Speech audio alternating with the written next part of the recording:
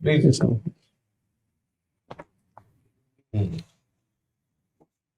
Please make yourself comfortable. Good morning. Good morning. आप अपने बारे में ऐसा कुछ बताइए कि सब कुछ जान गए। I would like to tell you about my qualifications. So I have completed my secondary education from St. Paul Senior Secondary School, Ullamnagar, Kota. Then I did my higher senior secondary education from Modi Public School. I completed my graduation from Government Arts Girls College in English Literature, Home Science and Political Science. Then I chose English Literature as my subject for my master's, and I've completed it in 2023 from Government Arts College, Kota, and I'm from Kota. अपने hobbies लिख रखी है, writing and So to be more specific, it is diary writing and crocheting. The threads you create, embroidered things. आप कोटा के रहने वाले हैं। जी। कोटा में जैसे चंबल का जो पार्ट है, जी सर।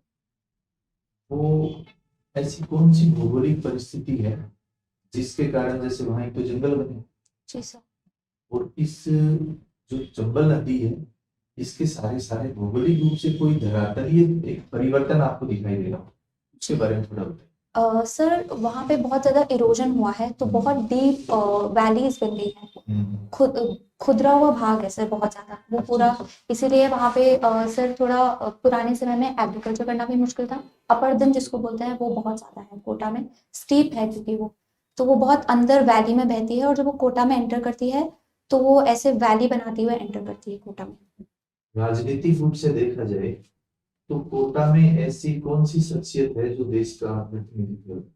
सर जो स्पीकर है माननीय ओम बिरला जी, वो कोटा के ही सांसद हैं। ओम बिरला जी कितनी बार सांसद रह चुके हैं? सर वो लास्ट टर्म में भी यहीं कोटा से ही सांसद थे। स्पीकर क्या होता है, इसके बारे में थोड़ा बताइए। सर जो स्पीकर है वो पार्लियामेंट का हेड होता है, तो पार्लियामेंट का सुचारू रूप से संचालन करना स्पीकर की ही जिम्मेदारी होता है, तो वो बोलने का टाइम देते हैं और वो डिसिप्लिन मेंटेन करते हैं पूरे पार्लियामेंट का। स्पीकर को अगर हमें हटाना हो जी तो ये पावर किसके पास? सर पार्लियामेंट के पास ही होती है, पहले हमें पार्लियामेंट के पास?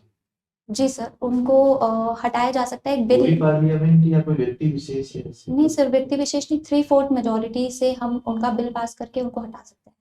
कोई ऐसा कोई उन पे चार्ज या कोई अभियोग कुछ लगाया जा सकता? जी सर, अगर कोई सेटिस्फाई नहीं है तो उनके ऊपर अभियोग लग सकता है। पर्टिकुलर एग्जैक्ट नाम सर मुझे नहीं पता। जी सर, मुझे एग्जैक्ट नाम नहीं पता। जी। Do you write?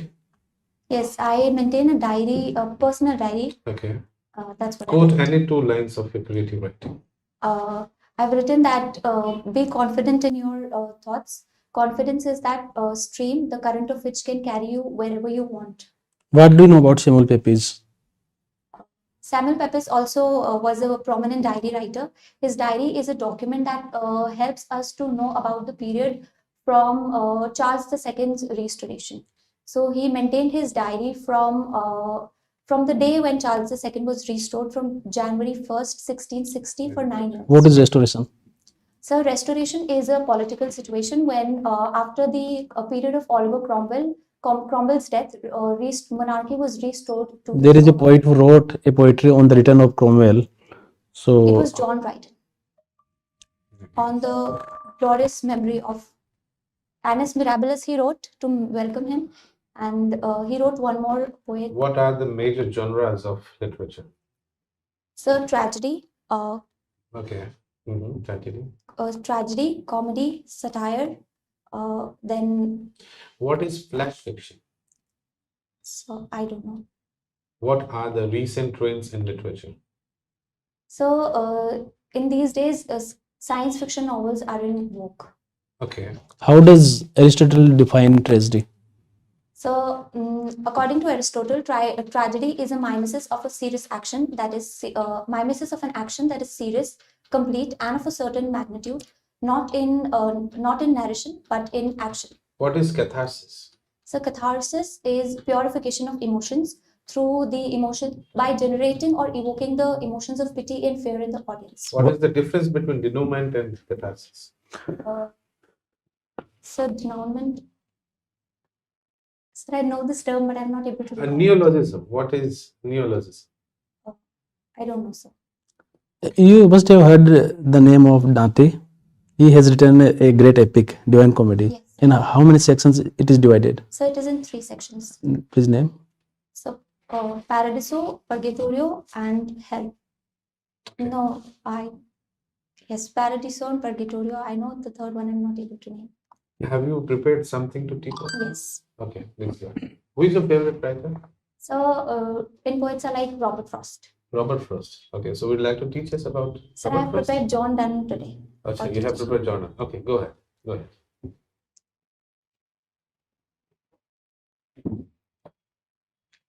So have you ever been deep familiarized with the general notions you have in mind? So today we are going to learn about Good.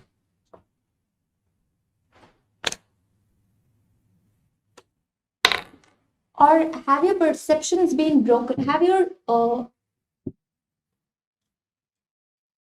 No, sorry. Continue. or have your perceptions been broken down by something startling that you heard of a thing that you consider to be very familiar to yourself? So today we are going to discuss and learn about such a poet who always said something new about commonplace things. It is John Donne, considered to be the father of metaphysical poet.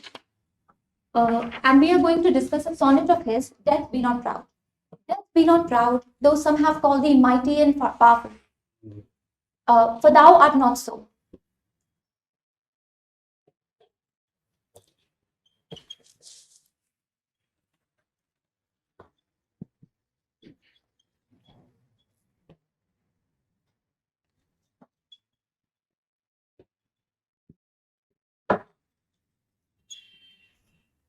You don't need to write. You don't need to write the whole poem. You can just explain. So death be not proud, for though many have called you mighty and dreadful. So in the very first line itself, John Donne breaks the general perception of death being very powerful. And he, like a very good lawyer, goes on to give arguments after arguments of breaking this general notion. And he concludes his sonnet by saying, one short sleep past, we wake eternally, death thou shalt die. And he gives his arguments. For example, he compares death's sleep to that of sleep that is induced by charms and poppies, and that sleep is more comfortable. So, and as soonest our best men with thee do go, why swellest thou then, he says. Could you please summarize in 2 lines? So in Death Be Not Proud, the author wants us to have a new notion of death. He breaks the idea that death is powerful and compares it to be a very feeble slave to fate, to chance, to kings and desperate men. If you want to give a message to the students, what would be the message of the poem? The message of the poem is that death is something inevitable. So we don't need to think about death or contemplate about death, but to live life to the fullest. Okay. Please be seated. Please. There is a reference of mandrake root.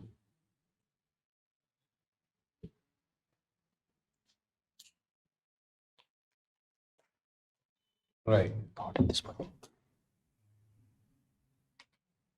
Please be seated. Okay, this poem starts with a figure speech. What figure speech is there? It's personification. It's personification. Okay. What is apostrophe? So apostrophe is a direct address to a thing. So isn't it apostrophe? Yes, it is apostrophe as well and personification as well. Right. What is metonymy? So metonymy is giving a part Give an signifies. example of that. For example, we say 10 heads. So we mean 10 people instead of 10 heads. Okay. And then synecdoche? Synecdoche. Okay. It is synecdoche actually. Sorry. Yeah. Exactly. So actually you mentioned that it is a sonnet. Yeah. So who introduced sonnet in England? Thomas Wyatt And and Olive Surrey. Henry Howard. so they used blank verse. So what is blank verse? So blank verse is a writing style which doesn't have rhyme, but it follows iambic pentameter. Okay. So what is volta? There is volta in Yes. sonnets. So in Petrarchan sonnets, we have octave and sestet. So in the sestet, there is a slight change in the thought. So that is volta, a And slight turn in the There's a pause between that. yeah. And What volta is word taken from which language? So, I don't know. What is the rhyme scheme of Petrarchan sonnet? So A B B A A B B A. of octave, Uh, and then the sestet varies, sir. CDC, or it varies from writers to writers. very good. Express in one line what is metaphysical poetry. Sir, I would like to quote Dr. Samuel Johnson. He said that there appeared to be a race of writers who can be termed as metaphysical poets, and they yoked two heterogeneous ideas by violence together. Well, two major characteristics of metaphysical. So one is the idea, saying something novel, and the second one is conceit. What is conceit? Yes. Sir, again to quote Dr. Samuel Johnson, conceit is to find occult resemblances in things which are apparently Any dissimilar. example from the poem you taken up? Sir, conceit, death is compared to be a slave. So you are a slave to chance. Hold your tongue and let me love, or chide my pulse or my count. From which poem it is taken? I've heard it. Just give me a second. Canonization. Very good. Last question. Yes. After becoming an assistant professor, higher education में ऐसा क्या करेंगे कि students की जो English literature के प्रति जो थोड़ा सा एक डर है या एक ऐसी रुचि कैसे डेवलप करें? सर कॉलेजेस में क्योंकि हिंदी मीडियम बैकग्राउंड से लोग आते हैं ज़्यादातर, तो उनकी इंग्लिश बहुत फेमिलियर नहीं होती है, and there is a general fear of English literature. तो सबसे पहले उनको बेसिक से स्टार्ट कराना ज़रूरी है, क्योंकि जैसे हम एक इनिशिएटिव ले सकते हैं कि कॉलेजेस में जो कंपलसरी पेपर्स होता है उसमें एक सिंपल बहुत जो बुक्स यूनिवर्सिटीज में प्रिस्क्राइब की जाती है. आज ये देखा जाता है कि अटेंडेंस बिल्कुल जी सर. 10-20%. जी सर. इसके लिए आप क्या करें? सर एक्चुअली एफर्ट्स तो लिए गए हैं कि 75% अटेंडेंस कंपलसरी, अगर हम उसे ही बहुत स्ट्रिक्टली इम्प्लीमेंट कर दें एग्जिस्टिंग रूल्स को. सर जैसे हम मिड टर्म एग्जाम्स और असाइनमेंट्स लेके आ सकते हैं, तो शेड्यूल बहुत पैक्ड होना चाहिए. वो सब अभी किया गया है एनईपी बढ़िया. जी सर. एनईपी में ऐसा सब कुछ कर दिया, फिर भी ऐसा कुछ रिजल्ट आ नहीं रहा है, आप क्या करेंगे? क्या स्पेशल होगा?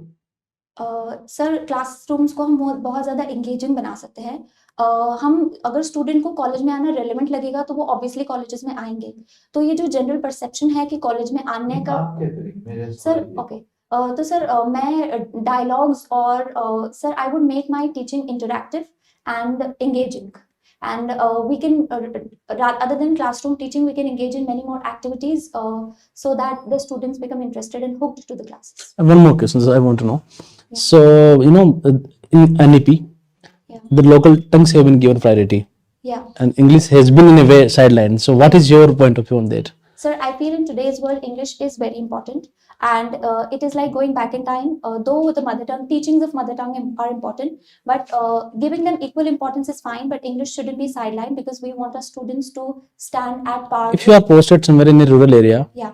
and your motive is to teach them English, how would you teach them? So first of all, there should be strong motivation behind teaching English. So they need to have interest, and then by making them watching engaging movies, say in English, and then What medium would you use? It would be bilingual, multilingual, or what? So to begin with, it must be bilingual. And when would you come to the the whole English medium, all through the English? So once they have a general simple vocabulary of understanding simple sentences in English. What is the best way to promote, in a way, enhance diction, our own diction? So to give them, not to make it fearful, to give them simple topics to think about. Say, just tell me your family routine, or tell me what interests you, and then trying to generate vocabulary, because people in generally when we speak in Hindi also, we tend to use many English words. So the vocabulary is inbuilt. We need to just say, if we begin with 50% Hindi and 50% English, we need to slowly and gradually try to increase the usage of English, and that can be done to improve that. Very good, very good. Very good. Thank you. Okay, thank you for your time.